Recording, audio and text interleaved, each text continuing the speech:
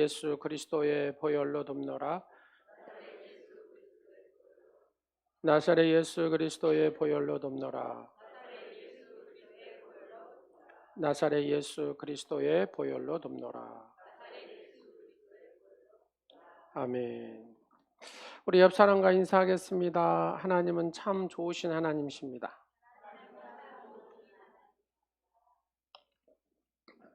한번 인사 더 하겠습니다. 하나님께서는 우리에게 가장 좋은 것을 주시는 분이십니다.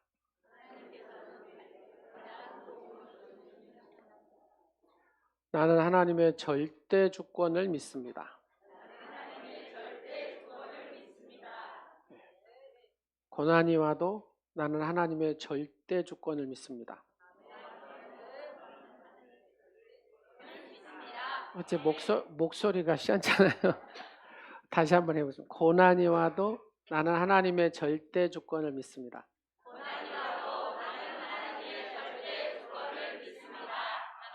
아멘. 네. 미국에 신실한 집사님이 계셨습니다. 아들이 7이고 딸이 5이었습니다. 대가족이죠. 근데 이 집사님은 주일 예배를 드리는 일을 철칙으로 생각을 했어요. 어느 주일 아침 먹구름이 막 몰려들기 시작합니다. 이웃의 옆집에 한 농부가 막 달려와가지고 어서 서둘러라. 조지 폭풍우가 닥치기 전에 우리가 저기 말려놓은 건초더미 광으로 옮겨야 되겠다. 그러나 농부의 재촉에도 이 집사님은 조금도 서두르지 않고 담담하게 말했습니다. 이렇게 말해주셔서 배려에 감사합니다. 하지만 그럴 시간이 없습니다. 오늘은 주일이고 나는 우리 가족들과 함께 교회에 가야 하거든요. 이 집사님 가족들과 함께 예배를 드리려고 교회로 갔습니다. 그 사이에 큰 비가 내려서 이 건초더미는 전부 못 쓰게 되어버렸습니다. 농부는 돌아온 이 집사님을 보면서 딱하다는 뜻으로 혀를 찼습니다. 그러나 이 집사님은 침착한 태도로 농부에게 이렇게 얘기합니다. 매주일 하나님과 만나는 귀한 시간을 어찌 저 건초더미하고 비교할 수 있겠습니까? 건초더미는 다시 만들면 되지만 하나님과의 만나는 나의 이 소중한 시간은 다시 돌아오지 않습니다. 여러분은 어떤 예배자입니까? 아이고 건초더미 광에다 집어넣어야 되니까 오늘 주일은 빼먹으려 쓰겠다 하고 건초더미를 옮기는 쪽입니까? 아니면 그거 다음에 만들면 되죠. 하나님과 나와 만나는 이 소중한 시간 다시 돌아오지 않기 때문에 나는 이 시간을 귀하게 해요. 나는 절대 주권의 하나님을 믿기 때문에 절대 주권의 그 하나님 앞에 신령과 진정으로 예배를 드리겠다. 여러분 어느 쪽입니까? 여러분 스스로 한번 체크를 해보십시오. 나는 진짜 하나님의 절대 주권을 믿는 하나님의 사람인가? 아니면 우선 하나님을 제껴놓고 그냥 내 스타일대로 하고 그렇게 신앙생활을 하는 거. 여러분 옆 사람 한번 봐보세요. 보이십니까? 뒷사람 보이십니까? 그 뒷사람도 한번 봐보세요. 보이십니까? 옆 사람은 쉽게 보이는데 그 뒷사람은 안 보입니다. 우리는 내 눈에 보이는 거에 여기다가 목숨을 걸죠. 하나님의 절대 주권을 믿는 사람은 이게 전체적으로 보이기 시작합니다. 인생이 통으로 보여지기 시작합니다. 그러나 내 영의 눈이 열리지 않으면 바로 내 눈앞에 보이는 것 가지고 인생을 결정지으려고 합니다. 여의도 순복음교회 조영기 목사님 후임이 누가 되느냐? 이게 관건이었습니다. 모든 관심이 거기에 다 있었어요. 저 어마어마한 70만의 성도들을 이끌 수 있는 이제 개척을 해서 이제 조 목사님은 그렇게 갔지만 그 다음을 이을 2대 목사님이 누가 되느냐? 온통 관심.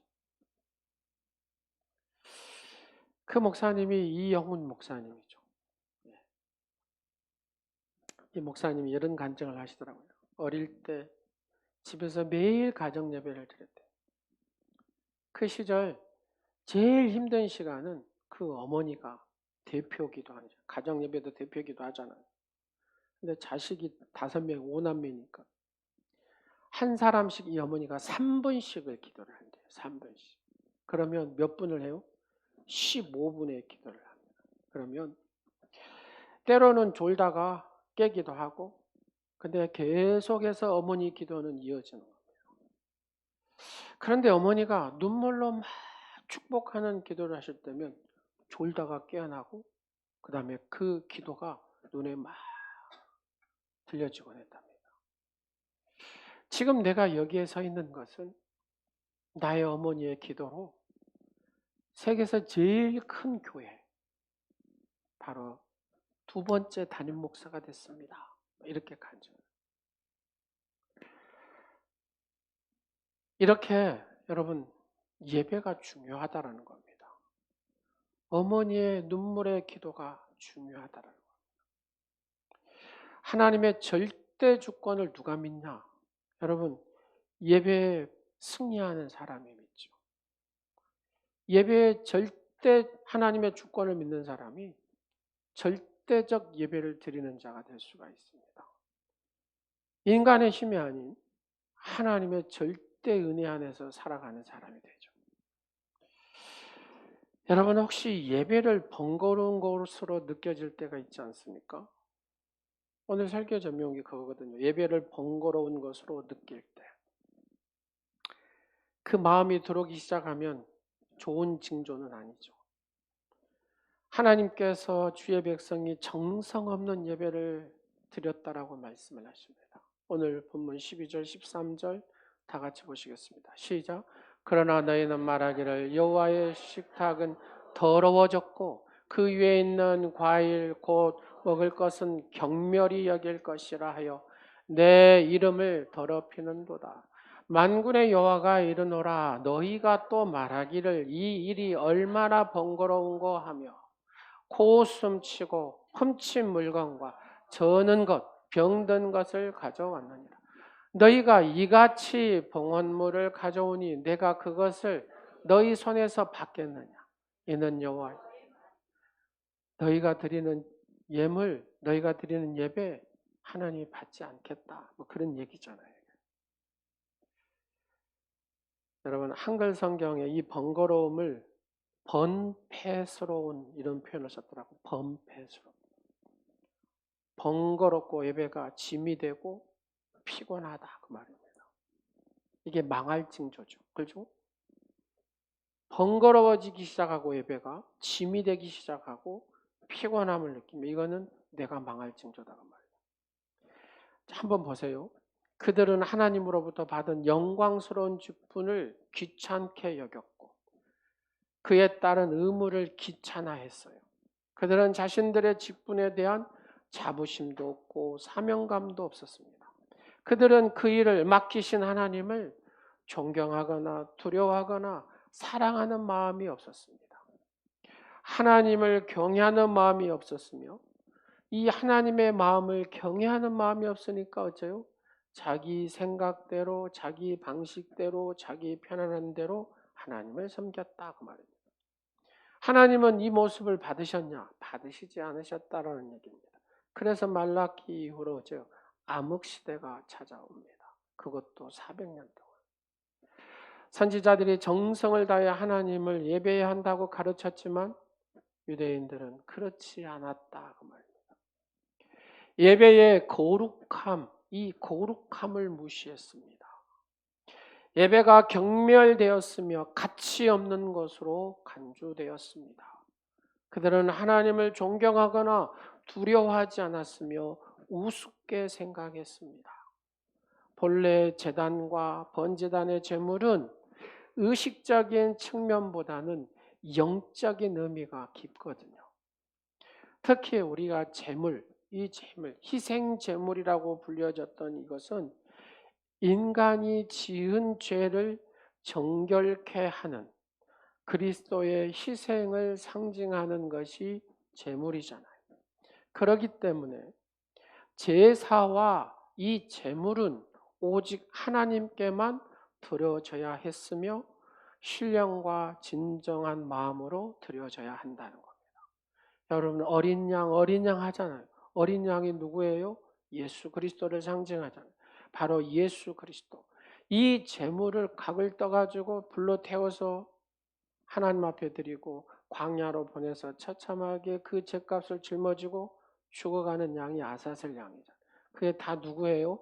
예수 그리스도를 상징하는 거다 그 말이에요. 출애굽기 22장 20절의 말씀에 보니까 여호와 외에 다른 신에게 제사를 드리는 자는 뭐 한다고요? 멸할지니라. 또 희생 제물은 어떤 걸 드려야 됩니까? 정결한 동물들 중에서 취하여 했으며 흠없는 것으로 하나님이 정하신 곳에서 드려야 됐다 그 말입니다. 그래서 레위기 22장 19절에 뭐라고 합니까? 기쁘게 받으심이 되도록 소나 양이나 염소의 흠없는 수컷으로 드릴지니라. 신명기 12장 6절 말씀에 뭐라고 합니까? 너희의 번제와 너희의 제물과 너희의 11조와 너희의 손의 거제와 너희의 서헌제와 낙헌예물과 너희 소와 양의 처음 난 것들을 그리로 가져다가 어디로요? 성전에 가져다가 드리고. 그런데 이처럼 순종과 믿음으로 드려져야 했던 제사와 예물이 유대인들 사이에서 언제부터인가 변질되기 시작했다 그 말입니다. 어떻게 해요? 13절을 다 같이 보겠습니다. 시작. 만군의 여호와가 이르노니 너희가 또 말하기를 이 일이 얼마나 번거로운고 하며 코웃음 치고 훔친 물건과 저는 것 병든 것을 가져왔나니 너희가 이같이 봉헌물을 가져오니 내가 그것을 너희 손에서 받겠느냐. 이는 여호와의. 유대인들은 자신들이 드리는 제사가 번거롭고 귀찮다라고 생각했다고 말이에요.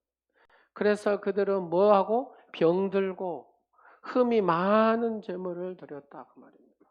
왜냐하면 유대인들의 생각 속에는 하나님이 떠나 있었기 때문에 하나님을 경외하는 것이 모든 것의 근본임을 잊어버렸기 때문에 내 인생의 생사복을 주관하신 절대 주권자 그 하나님을 잊어버렸다는 겁니다. 하나님께 드리는 제사와 허물은 흠없고 정결한 것을 감사함으로 지체하지 않고 드려야 하는데 그러지 못했다. 왜냐하면 제사와 제물은 인간의 죄를 정결케 함과 아울러서 우리에게 주어진 모든 것들은 하나님께서 주신 것들이다 그 말입니다. 그래서 내가 구별하여 더 하나님 앞에 내 마음을 다하여 드려야 된다라는 얘기입니다. 그러나 인간은 자칫 교만에 빠져서 하나님은 창조주이시고 섭리자이시며 인간은 범죄한 피조물이라는 사실을 망각할 때가 많다는 겁니다. 이렇게 망각한 인간은 교만에 빠져서 하나님을 경홀히 여기고 은혜를 은혜로 생각하지 않고 선을 선으로 생각하지 않고 선을 악으로 갚은 사람이 생기게 되었다. 여러분, 우리가 한경직 목사님 하면 어떤 분이에요? 사랑의 목사님, 평화를 이루신 목사님 막 이러잖아요. 한경직 목사님을 모셨던 게 같이 이렇게 모셨던 같은 아주머니가 계셨나 봐요. 네, 이렇게 쭉 하니까 늘 매달 월급도 주고 했겠죠. 근데 이분이 사랑하는 사람이 생겼대. 그래가지고 결혼을 한다니까 모든 폐물부터 시작해가지고 다 결혼식 일체 뭐 혼수품 다 해가지고 결혼을 이렇게 시켰답니다. 이제 한 목사님이 은퇴하시고 남한산성에서 이제 딸 두 분하고 이렇게 같이 모시고 사셨는데, 근데 시간이 지나니까 그 아주머니 가가지고 목사님, 내가 이것이 필요해요. 이거 사주세요. 이것이 필요해요. 이거 사주세요. 계속 오더랍니다. 그리고 한편은 남편이 찾아왔더래요. 남편이. 목사님, 개인 택시 하나 사주세요. 하고 이렇게. 개인 택시 살려면 예전에 어떻게 해야 됩니까? 자격을 갖춰야 되고 몇 년 몰아야 되고 뭐 이런 게 다 있어야 돼요. 아, 목사님 저한테 자격을 이렇게 갖추고 이렇게 본인한테 하라 그러니까 이분이 목사님 경찰청장한테 전화 한 통하면 됩니다. 여러분, 선을 선으로 생각하지 않고 그죠? 감사하지 못하면 이와 같이 선을 악으로 바꿔버린다는 겁니다. 이게 사탄의 역사지 뭐겠습니까? 사탄은 그렇게 하는 거예요. 그렇게. 여러분, 우리 안에 교만한 것이 들어오면은 창조주 하나님이 안 보이기 시작하고 하나님의 섭리, 하나님의 절대 주권이 흐릿해져 버립니다. 그리고 교만한 모습으로 살아갑니다. 범죄한 피조물이 내가 범죄한 피조물이라는 걸 망각하고 살아갑니다. 그리고 하나님을 경홀히 여기는 자가 되어버립니다. 여러분, 아벨의 제사를 받으시고 가인의 제사를 받지 않으신 하나님은 교만한 마음으로 드리는 제사는 결코 받으시지 않는다는 것을 우리는 이 말씀을 통하여 알 수 있습니다. 진실된 신앙에서 떠난 유대인들처럼 흠 있고 부정한 제물을 드리면 책망을 받게 됩니다. 제물이 누구라고요? 예수 그리스도를 상징하잖아요. 구약 성경에서 예언하는 것처럼 흠없고 순전한 제물을 겸손하고 순종한 마음으로 드려야 할 이유가 여기에 있습니다. 여러분, 내 부모에게 어떻게 해요? 겸손하고 순종한 자녀들이 하나님도 잘 섬기지 않겠어요? 내 부모에게 교만 떨어 쌓고 불순종하고 이런 자식이 하나님 눈에 보이지 않는 하나님을 잘 섬기겠습니까? 그럴 수 없다 그 말입니다. 또한 지체하지 말고 감사하는 마음으로 드려야 이유가 여기에 있는 겁니다. 여러분, 이미 성경 이사야 53장에 예언한 것처럼 예수 그리스도는 구원의 주님으로 유월절에 흠없고 순전한 양으로 이 세상에 오신 분이 예수 그리스도잖아요. 오직 예수 그리스도를 통하지 않고는 구원받을 수 없음을 하나님께서 우리에게 가르쳐 주셨습니다. 그래서 우리가 잘 아는 사실이잖아요. 그래서 제물 대신 예수 그리스도. 그래서 우리도 마찬가지다 그 말입니다. 내가 예배를 드리는 이 모습이 하나님 앞에 전심을 다하는 예배자가 되어야 될 줄로 믿습니다. 하나님은 그 예배를 받으시는 줄로 믿으시기 바랍니다. 내가 하나님 앞에 예물을 드리는 것도 이게 뭐라고요? 예수 그리스도를 상징하는 예물이기 때문에 마음을 다하고 정성을 다하여 드려야 된다 그 말입니다. 1호16 교회인가? 이상준 목사님, 어떤 젊으신 목사님, 온누리교회 부목사님 하다가 개척을 하셨더라고요. 근데 그 어머니한테 늘 들었던 얘기가 여러분, 교회 물건은 선물이다. 교회 물건은 선물이다. 네가 복을 받으려면 교회 물건을 함부로 손대면 안 된다. 네, 이 얘기를 했대요. 담임 목사가 돼도 이사를 하는데 여러분 그 찍찍이 테프 있잖아요. 찍찍이 테프. 이제 미국을 갔는데 미국에 가가지고 이제 담임 목사로서 이렇게 목회를 하는데 찍찍이 테프는 미국은 그렇게 잘 안 붙은다네요. 근데 그 간사님이 한국에서 온 찍찍이 테프라고 딱 주더랍니다. 근데 받아가지고 쓰려고 하는데 시작. 교회 물건은 선물이다. 담임 목사가 쓰니까 써도 되잖아요. 여러분 안 그래요? 동의를 안 하시네. 근데 그걸 못 쓰겠더랍니다. 왜? 교회 물건은 선물이다. 여러분 얼마나 이 마음의 자세가 중요한 거 아니겠어요? 그러잖아요. 그래서 하나님이 복을 주시는 거예요.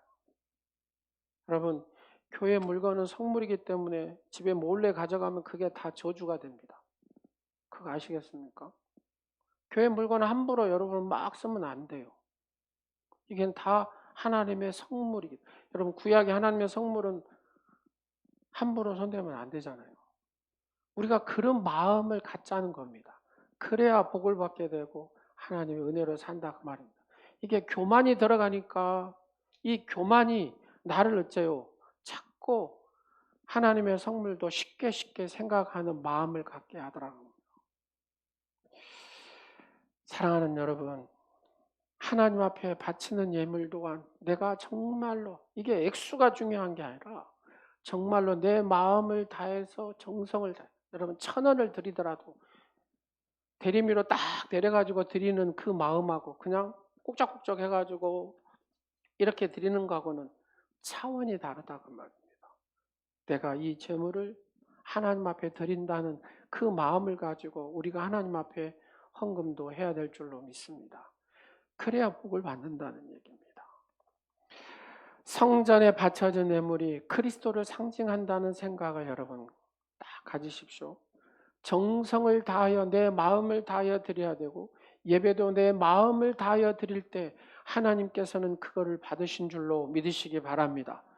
세상에서의 안위와 자신만의 영달을 위해서 이스라엘 백성들은 이 구원, 영원한 구원을 저버렸습니다.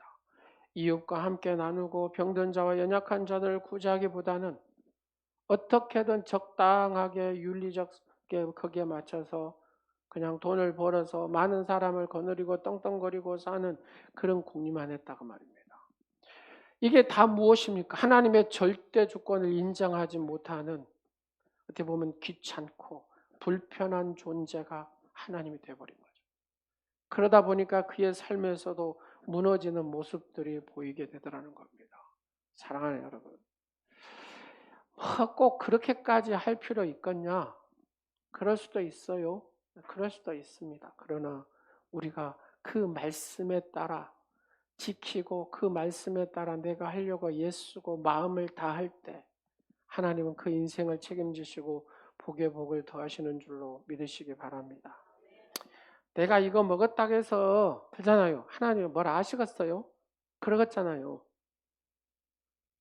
그러나 내가 이거를 지키는 것이 복인 줄로 믿으시기 바랍니다. 왜요? 하나님의 성물이기 때문에. 하나님의 것이기 때문에. 13절 말씀을 다시 한번 보도록 하겠습니다. 시작. 너희가 훔친 물건과 저는 것 병든 것을 가져왔느니라. 너희가 이같이 봉헌물을 가져오니 내가 그것을 너희 손에서 받겠느냐. 이는 여호와의 말이니라. 불의하게 얻은 재물, 결함이 있는 재물들 결코 하나님께 바쳐서는 안 된다. 그런 얘기입니다. 여러분 레위기 22장 20절에서 22절을 다 같이 읽겠습니다. 시작. 흠이 있는 것은 무엇이나 너희가 드리지 말 것은 그것이 기쁘게 받으심이 되지 못할 것임이니라.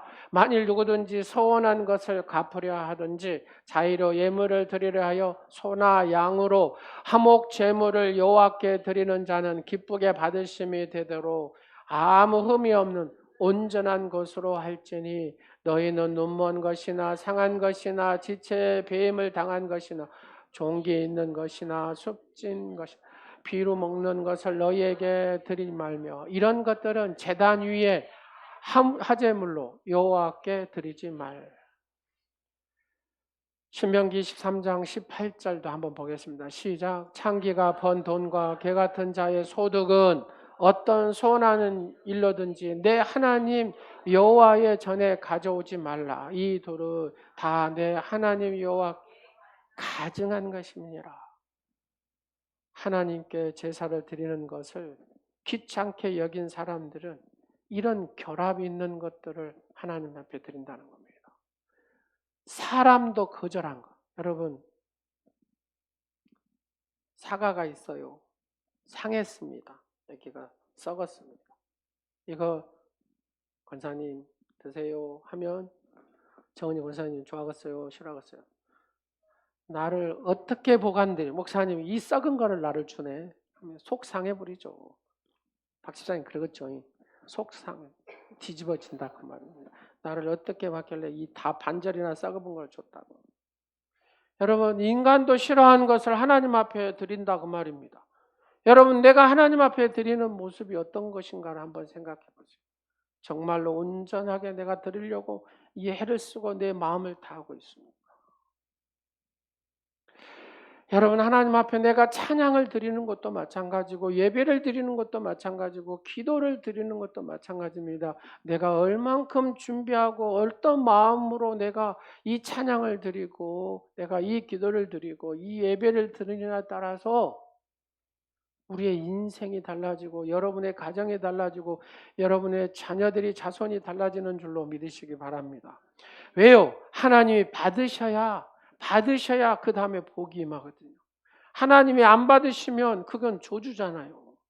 내가 하나님께서 받으시는 예배자, 하나님 앞에 내가 드리는 이 예물, 하나님이 받으시는 이 예물이 되어야 될 줄로 믿으시기 바랍니다. 내가 지금 하나님께 드린다는 의식이 없으면 절대로 최고의 것을 못 드립니다. 내가 존귀하신 우주 만물을 창조하신 하나님 앞에 내가 드린다는 이 의식을 항상 가지고 찬양을 하든지 기도를 하든지 예배를 드리든지 여러분 무엇을 하든지 그런 마음을 가지고 할 때 그 인생 하나님께서 복을 주시고 높이시고 하나님께서 그를 통하여 영광을 받으신 줄로 믿으시기 바랍니다. 보물을 땅에 쌓아두지 말라. 오직 너희를 위하여 보물을 어디에다? 하늘에 쌓아두라. 하나님께서는 주의 백성이 정성 없는 예배를 드렸다고 말씀하십니다. 주님께서는 주의 백성 예물 중에 여러분 사기로 드린 예물도 있다고 그러네요. 사기쳤다 그 말, 거짓말. 14절을 보겠습니다. 시작. 짐승떼 가운데 수컷이 있거늘 그 서원하는 일에 흠 있는 것으로 속여 내게 드리는 자는 저주를 받으리니 나는 큰 임금이요 내 이름은 이방 민족 중에서 두려워하는 것이 됨이니라. 만군의 여호와의 말. 여러분 우리가 예배를 사기로 드리면 안 된다 그 말입니다. 속여 드리면 안 되고 거짓으로 드리는 예배자가 되면 안 된다. 하나님 앞에 예물을 드리더라도 여러분 정성을 다하여 드려야지 속여서 그냥 이렇게 하면 안 된다 그 말입니다. 여러분 현대인의 성경으로 이 14절을 다시 한번 리얼하게 보겠습니다. 시작. 약속한 좋은 짐승을 가지고 있으면서도 나를 속이고 쓸모없는 것을 바치는 자는 저주를 받을 것이다. 나는 위대한 왕이다. 모든 민족이 내 이름을 두려워하고 있다. 여러분 사기라는 것은 좋지 못하고 흠 있는 것을 드리는 걸 얘기하잖아요. 제사를 잘 드린 듯이 그 다음에 태도를 취한다는 거예요. 하나님 앞에 좋지 못하고 흠 있는 것을 드리면서도 나는 최고의 예배자였다. 뭐 이렇게. 서원제를 드린 백성들은 반드시 소와 양, 염소에 흠없는 무엇을요? 수컷을 드리라고 했는데 그렇게 하네. 22절 한번 보겠습니다. 19절 시작. 기쁘게 받으심이 되도록 소나 양이나 염소에 흠없는 수컷으로 드릴지니 그럼에도 불구하고 자신의 가축 중에 수컷이 없는 것처럼 속이고 흠 있는 것을 드렸다. 그 말을 이스라엘 백성. 제사장들은 백성들이 소원 제사를 제대로 이행하지 않는 것을 허용했다. 그 말입니다. 이게 무슨 말이냐? 이런 거죠. 하나님 앞에 예배 드리는 모습이 영 아니에요. 여러분 예배 시간에 될 수 있는 한 왔다 갔다 하지 마세요. 이거는 하나님의 절대 주권을 인정한 예배자는 아니에요. 뭔지 아시겠어요? 그러면 이제 목사는 상처받을까 봐 말을 못한다 그 말입니다. 우리 아들이 상처받을까 봐 말을 못해요. 뭔 말인지 아시겠어요? 말하면 상처받아. 예, 청년들이 상처받아. 집사님이 상처받을까 봐 말을 못해요. 목사는. 근데 그렇게 되면 안 된다고. 제사장이 잘못한 거 보고 허용을 해버렸다고. 그냥 합리화시키고 어쩔 수 없이 몸이 이렇게 얘기를 자기 스스로 목사도 허용을 해버린 거예요. 하나님 말씀과는 상관없이 목사가 그 상황을 보고 합리화시켜 버렸다고 말해요. 성도님, 집사님, 권사님, 그렇게 가면 안 됩니다. 그러면 이게 복이 안 됩니다. 이렇게 해야 되는데 상처받을까 봐 못한다는 거예요. 그럼 하나님 말씀하고 동떨어진 얘기를 목사가 하게 된다고 말입니다. 그러면 그 성도가 복을 받겠냐? 그렇게 방관한 너는 목사로서 복을 받겠냐? 이 말이거든요. 이 말이. 하나님 앞에 정성을 다하여 예배를 해야 되는데, 예물을 드려야 되는데 그러지를 못해요. 근데 목사가 그 모습을 봤어. 그러면 이 얘기를 해야 되는데 이 얘기하면 어째요? 시작. 상처만 받으면 다행이게요. 시험 들어갔고 그 다음에요. 내가 오늘이 교회밖에 없냐, 여기가 주변에 널려 있는 게 교회인데, 그러면서 계속 또 돌아다닐 수밖에 없다고 말해요. 여러분, 이 목사가 죄를 짓지 않도록 하나님 말씀을 그대로 전할 수 있도록 여러분들이 해주시기를 간절히 원합니다. 그래야 돼요. 그래야. 여러분, 왜 무너집니까? 왜 이스라엘 백성들이, 하나님의 백성들이 복을 못 받았습니까? 이게 무너지는 거예요. 말씀에 무너지고 되고, 그 다음에 제사장들도 이게 무너지는 거예요. 예. 그러다 보니까 민족의 복을 못 받고 가정의 복을 못 받더라는 얘기입니다. 그렇게 허용한 목사도 복을 받겠습니까? 못 받지. 여러분 그러잖아요. 교회 물건 좀 썼다고 해서 훨씬 그게 지옥 갈 일입니까? 그게? 이렇게 합리화를 시킨다고 말입니다. 허용을 해. 그러면 이분은 한 번 써보니까 두 번, 세 번, 네 번 자동으로 이게 그냥 아무런 느낌 없이 교회 것도 가져가고 이제 집에다 갖다 놔버려. 그러면 이 복을 받겠냐고요. 그게 아닙니다. 그래 가면 큰일 납니다. 주의 거룩한 성물을 구별할 줄 알아야 복을 받습니다. 근데 목사도 그걸 뻔히 봤어. 근데 하겠어요? 안 하겠어요? 여러분 하겠어요? 안 하겠어요? 여러분 같으면 하겠어요? 못한다 그 말입니다. 근데 그게 결국 결론적으로 딱 가서 보면 하나님이 기뻐하시지 않는 거였다. 그럼 이게 뭐가 되냐 그 말이에요. 사랑하는 여러분, 우리가 스스로 하나님의 절대 주권을 인정한 믿음의 사람으로, 그러죠? 정말로 하나님의 말씀대로 살려고, 내가 100% 살지는 못해도 살려고 애써야 된다 그 말이에요. 목사가 100% 하나님 말씀을 그대로 전하려고 애써야 되고 그렇게 전하도록 돼야 된다 그 말입니다. 하나님에 대한 사랑의 부족이야말로 우리의 모든 죄의 근원이 된다는 것을 보여줍니다. 여러분 요즘에 시대가 여러분 지금 시간이 이제 12시 되니까 이제 이러죠. 무슨 빨리 끝내버려. 그러다 보니까 미국에 급행 예배가 생겼답니다. 급행 예배. 예, 플로리다 펜사콜라시에 있는 어떤 교회 오전 8시 예배. 딱 20분, 8시 20분이면 딱 끝나요. 이게 그래서 급행 예배랍니다. 사람들이 많이 참석한대요. 이 예배. 뭐라고요? 급행 예배 드리고 낚시질 가고 골프 치러 가고 야외 놀러 가기 위해서 급행 예배를 드리고 합니다. 예배를 안 드리면 마음이 어째요? 찝찝해. 그래서 급행 예배를 드리고 가는 겁니다. 여러분, 그래서 이제 어떤 진짜 상황에 따라서 못 드리는 한 번이면 인터넷으로 예배 드릴 수도 있지만 대신에 이 공간에 모이기를 힘쓰라고 하잖아요. 모여서 함께 우리가 예배하는 자가 되어야 될 줄로 믿습니다.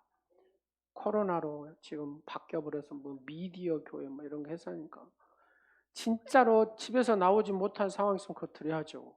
근데 내가 충분히 할 수 있는데도 불구하고 편리에 따라서 움직이면 안 된다고 말입니다. 선은 선으로 가야지 선을 악으로 돌려버리면 안 돼요. 여러분 그러잖아요. 한경정 목사님 선으로 다 하니까 그냥 선을 계속 이용해서 악으로 만들어 버리잖아요. 나는 예배를 드렸다는 그 마음의 위안을 갖기 위해 예배자가 되면 안 된다고 말해요. 내가 영과 진리로 하나님 앞에 예배하는 예배자가 돼야 그 인생의 복을 받고 그 가정이 그 자손이 복을 받게 되는 줄로 믿으시기 바랍니다. 모든 변화의 시작은 개인의 이 변화로부터 시작이 되잖아요. 근데 이 개인의 변화는 하나님과의 이 관계에서부터, 그러니까 하나님과 관계가 제대로 설정이 안 돼 있으면 개인의 변화도 없고 공동체의 변화도 없어요. 근데 이 하나님과의 바른 관계가 뭐냐? 바로 바른 예배로부터 시작이다. 예배에 진정으로 승진한 사람은 개인의 변화가 있고 공동체를 변화시키는 지도자가 되는 줄로 믿으시기 바랍니다. 말씀을 마치도록 하겠습니다. 우리는 타락한 유대인처럼 병들고 몹쓸 짐승이나 속여서 하나님 앞에 예물을 드리지 말고 정말로 정성을 다하는 예배, 정성을 다하는 예물을 두렙돈, 그러잖아요. 두렙돈 이 과부의 헌금처럼 내 마음에 정성을 다하여 하나님 앞에 예배하고 예물을 드리는 그런 믿음의 축복자들이 되시기를 간절히 축원합니다. 기도하겠습니다. 좋으신 아버지 하나님, 하나님의 거룩한 자녀로 저희들을 삼으시고 언약의 말씀 1189장을 주시고 그 말씀을 깨닫게 하시고 그 말씀 안에 살아가게 하신 주님, 사랑하는 오늘의 모든 지체들이, 오늘 예배하는 성도들이 말라기에 있는 유대인들처럼 그렇게 못쓸 짐승이나 속여서 하나님 앞에 드리는 그런 예배자가 되지 말게 하시고 두렙돈을 드렸던 과부처럼 마음과 정성을 다하여 예배하는 예배자, 하나님 앞에 예물을 드리는 그런 축복자가 되게 하옵소서. 예수님의 이름으로 기도드립니다. 아멘. 나는 예배자입니다.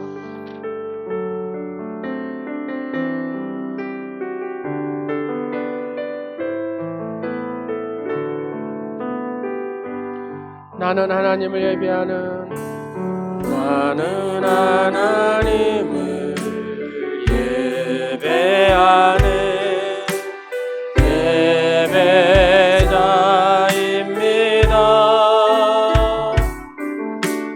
내가 서 있는 곳 어디서나 하나님을 예배합니다. 내 영혼 거룩한 은혜를 향하여 내 마음 완전한 하나님 향하여 이곳에서 바로 이 시간 하나님을 나는 하나님을 예배하는, 나는 하나님을 예배하는 예배자입니다.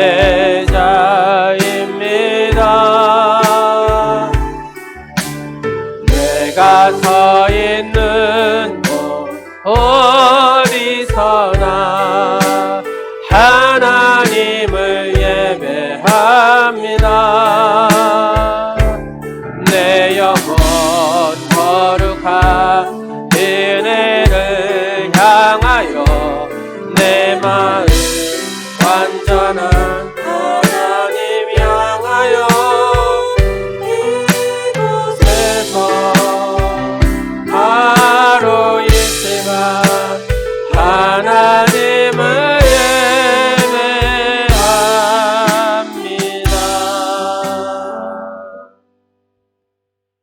죄 없으신 독생자 예수를 통하여 인류의 죄값을 대신 짊어지게 하신 하나님 아버지, 죄는 영원한 멸망에서 구속해 주신 은혜를 감사드립니다. 새로운 한 주간도 말씀 안에서 형통의 능력으로 승리하는 삶을 살아가게 하옵소서.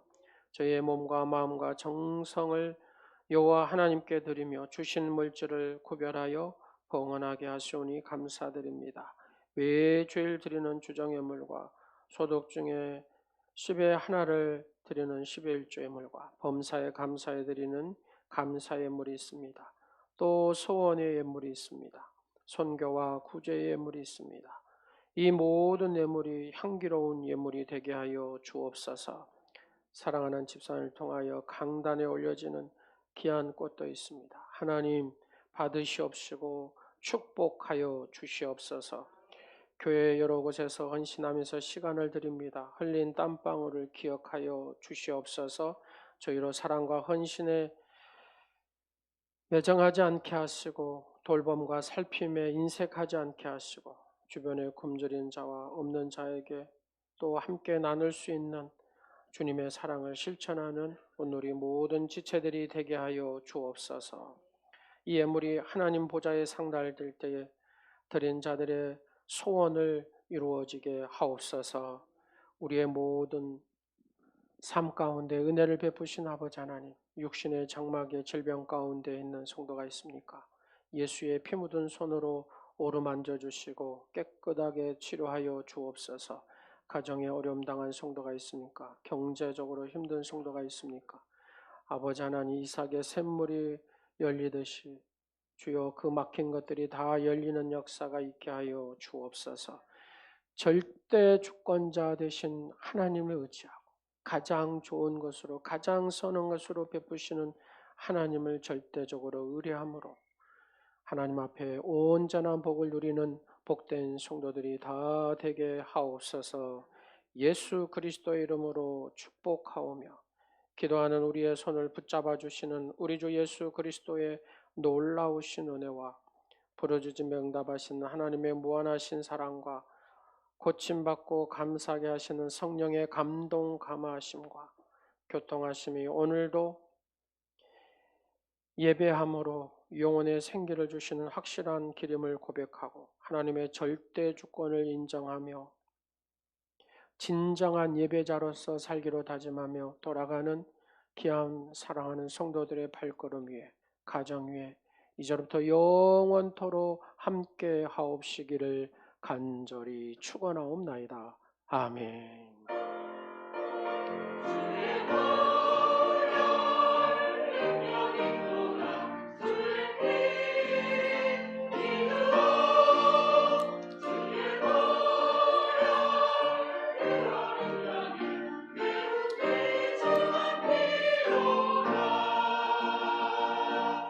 하나님께 영광의 박수 드리겠습니다.